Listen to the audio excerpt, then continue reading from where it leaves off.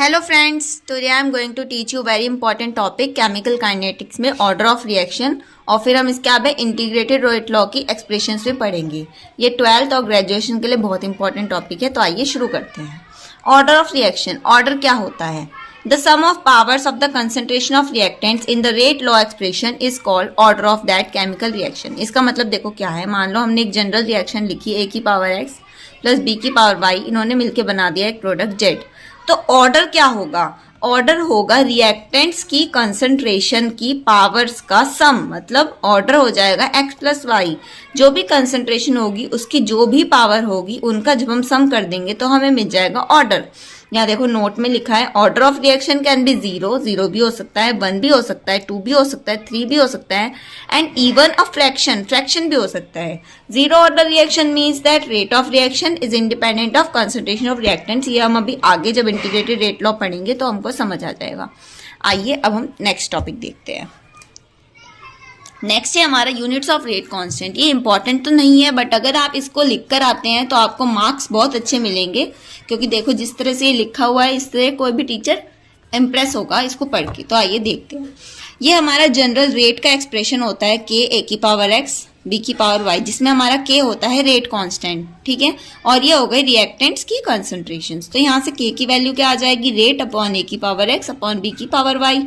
Rate मतलब क्या होगा? रिएक्शन का रेट। रिएक्शन का रेट मतलब हो रहा है रिएक्शन कितने टाइम में कितनी कंसंट्रेशन कंप्लीट हो रही है, मतलब कितने टाइम में कितने रिएक्टेंट्स कंज्यूम हो जाते हैं, उस वो होता है रेट रिएक्शन का।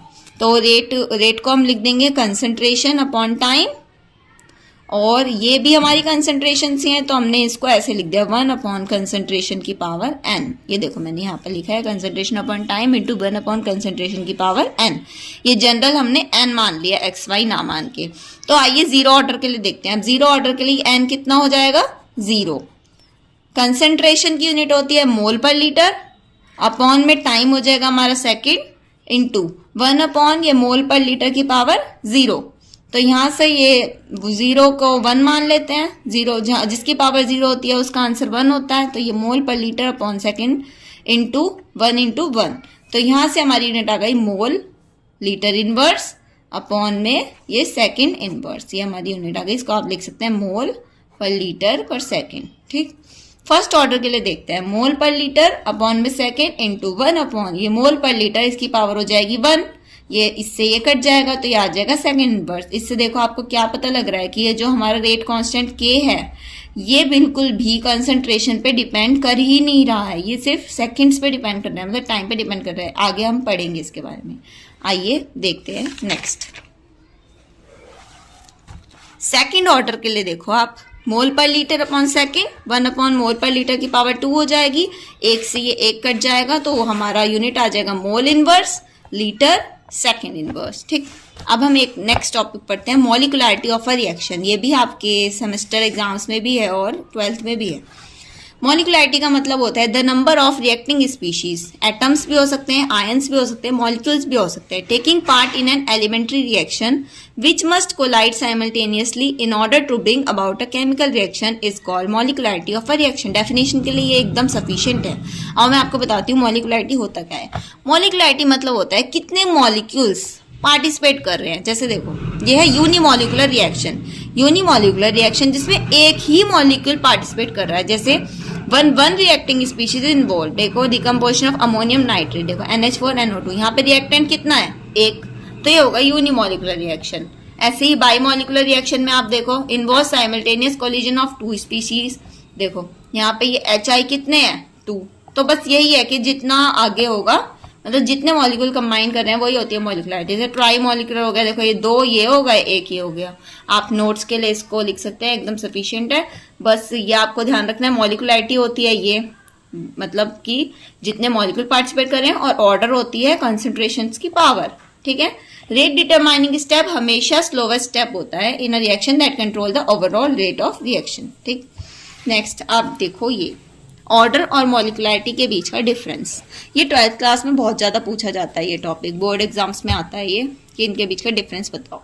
ऑर्डर क्या है? ऑर्डर हमारी एक एक्सपेरिमेंटल क्वांटिटी है, ठीक है, जबकि मॉलिक्युलरिटी क्या है? एक थ्योरेटिकल क्वांटिटी है। इसको कोई एक्सपेरिमेंट करके नहीं बताया गया है। ऑर्डर हमारा जीरो भी हो सकता है एंड इवन अ फ्रैक्शन। मॉलिकुलैरिटी कभी जीरो नहीं होगी और नॉन इंटीजर नहीं होगी। अब देखो जीरो कैसे हो जाएगी, कुछ तो मॉलिक्यूल पार्टिसिपेट करेंगे तभी तो रिएक्शन होगी, वरना तो रिएक्शन ही नहीं होगी। तो जनरल सी बात होगी मॉलिकुलैरिटी कभी भी जीरो नहीं होगी।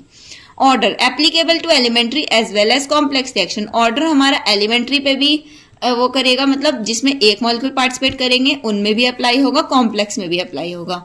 मॉलिकुलैरिटी सिर्फ एलिमेंट्री रिएक्शंस पे ही अप्लाई होगी। For complex reaction order is given by slowest step. Complex reaction में ऑर्डर स्लोवेस्ट स्टेप से दिया जाएगा।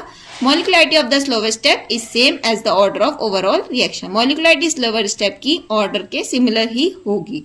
अब देखो मैंने कहा ये 12th में इंपॉर्टेंट, तो इसका मतलब ये नहीं है बीएससी वालों को ये पढ़ना नहीं है। अगर आप इस तरह से लिख कर आते हो तो आपको बहुत अच्छे मार्क्स मिलते हैं।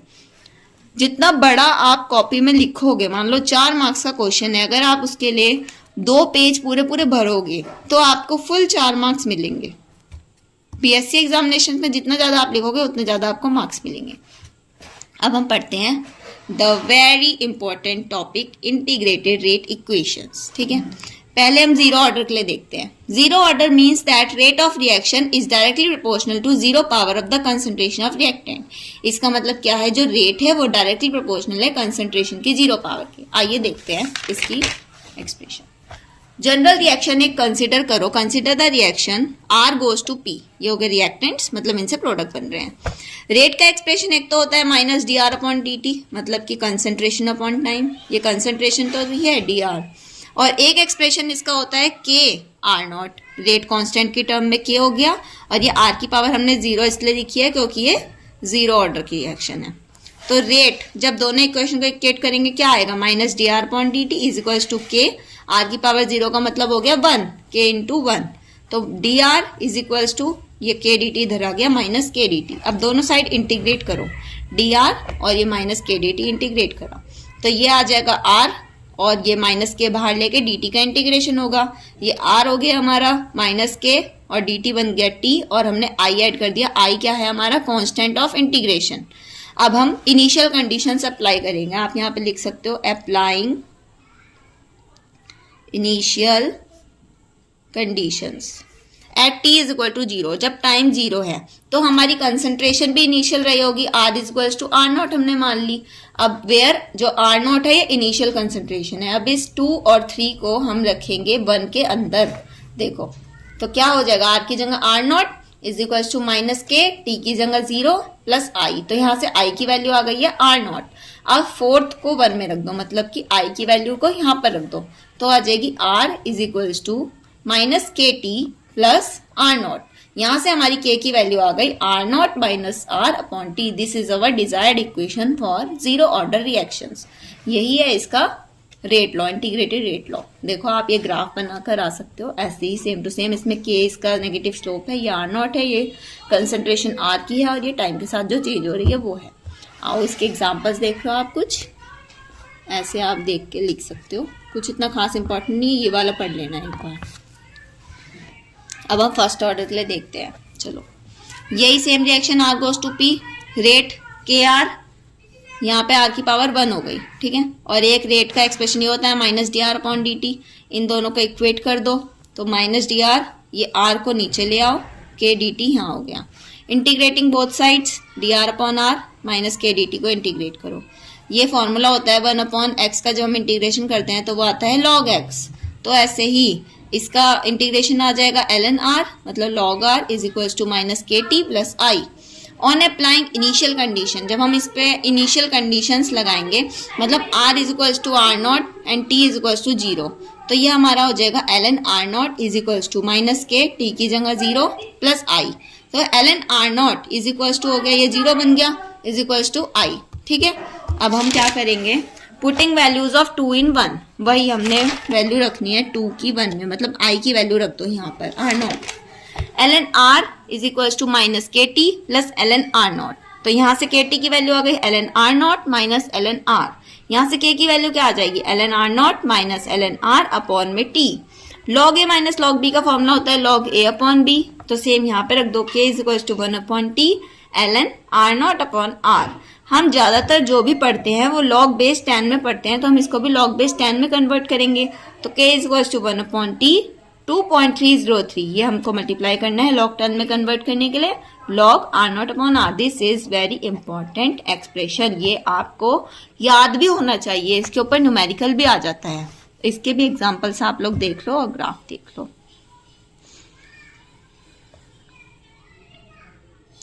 Okay guys, thank you, keep watching for more, और आप मेरे को फीडबैक भी दीजिए जिससे कि मैं और इम्प्रूव कर सकूं। Thank you. हाय फ्रेंड्स, अब हम पढ़ रहे हैं half life of a reaction. Half life of a reaction क्या है? It is the time in which the concentration of a reactant is reduce to 1/2 of its initial concentration. It is denoted as t half. मतलब ये क्या है? ये एक वो time है, ये एक ऐसा टाइम है जिसमें जो हमने कंसंट्रेशन ली थी रिएक्टेंट की, मतलब हमने जितना रिएक्टेंट लिया था, ये वो टाइम है जब वो रिएक्टेंट हमारा हाफ हो जाता है, मतलब हाफ उसका कंज्यूम हो चुका होता है। उस टाइम को बोलते हैं half life of a reaction. It is denoted as t half. इसको टी हाफ से डिनोट करते हैं। इसका भी एक्सप्रेशन आता है निकालने के लिए, जीरो ऑर्डर और फर्स्ट ऑर्डर दोनों के लिए। तो ये भी एक इंपॉर्टेंट टॉपिक है 12th के लिए भी और ग्रेजुएशन के लिए भी। फॉर जीरो ऑर्डर रिएक्शन, पहले हम जीरो ऑर्डर के लिए निकालेंगे। जीरो ऑर्डर के लिए हमारी के की वैल्यू आई थी R0 माइनस R अपॉन में टी। ये मैं आपको पढ़ा चुकी हूँ। टी को हमने रखना है टी हाफ और R को क्या रखना है, मतलब कंसंट्रेशन इनिशियल से हाफ हो चुकी है, तो R0 अपॉन 2। तो यहाँ से के की वैल्यू आ जाएगी R0 माइनस R की जगह R0 अपॉन 2 और T की जगह टी हाफ। यहाँ से टी हाफ की वैल्यू क्या आ जाएगी, टी हाफ इधर चला जाएगा, R0 minus R0 upon 2 upon में K। तो टी हाफ की वैल्यू आ जाएगी हाफ। इसको सॉल्व करेंगे तो R0 अपॉन में K। तो टी हाफ डायरेक्टली प्रोपोर्शनल किसके है, R0 के। ठीक है, ऐसे ही फर्स्ट ऑर्डर के लिए देखते हैं। फर्स्ट ऑर्डर के लिए हमारी इक्वेशन आई थी K is equal to 2.303 upon में T log R0 upon R। Same वही करना है, T is equal to t half, R is equal to R0 upon 2। K is equal to क्या हो जाएगा, 2.303 अपॉन में टी हाफ लॉग यहाँ पे रख दो आप R0 अपॉन में, जब आप ये R0 अपॉन 2 लिखोगे तो ये 2 ऊपर चला जाएगा, 2 R0 अपॉन R, या R0 से R0 हमारा कट जाएगा। तो देखो क्या होगा यहाँ पर, t half is equal to 2.303 upon में K इंटू लॉग 2, क्योंकि R0 से R0 कट चुका है। T half is equal to 2.303 upon में K लॉग 2 की वैल्यू आपको पता होती है, सबको याद रखनी है, 0.3010। तो t half is equal to, इन दोनों की जब हम मल्टीप्लाई करेंगे तो अप्रॉक्स हमारा ये आंसर आएगा। अगर आप मल्टीप्लाई नहीं करोगे तो आपको ये याद रखना है, ये बिल्कुल अच्छे से याद रखना है। इससे हमें क्या पता चला, जो टी हाफ है ये इंडिपेंडेंट है कंसंट्रेशन के। देखो यहाँ पे आपको कहीं कंसंट्रेशन दिख रही है, कंसंट्रेशन ये ब्रैकेट वाली कोई चीज दिख रही है, नहीं। तो इससे आपको क्या पता चला है, जो फर्स्ट ऑर्डर के लिए हाफ लाइफ होती है वो इंडिपेंडेंट होती है कंसंट्रेशन के। तो ये चीज याद रखनी है। 12th क्लास में तो ये वाला क्वेश्चन भी आता है कि show which reaction in which half life is independent of concentration. तो ये पढ़ लेंगे आप। Thank you.